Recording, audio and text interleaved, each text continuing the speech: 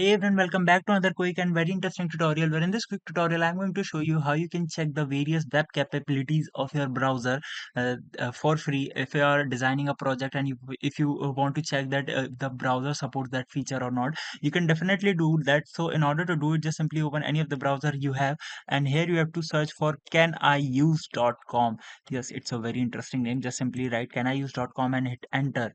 Once I do that, you can see the various pages available for you. Now here I have to write a feature for my browser. I have to describe a feature, and it will provide me that if the browser supports that feature or not. For example, if I write a CSS grid.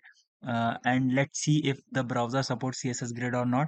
You can see various browsers are available and with the scores, and that will show you if that browser supports that particular feature or not. So you can use it before designing a project, so it will be very helpful for you.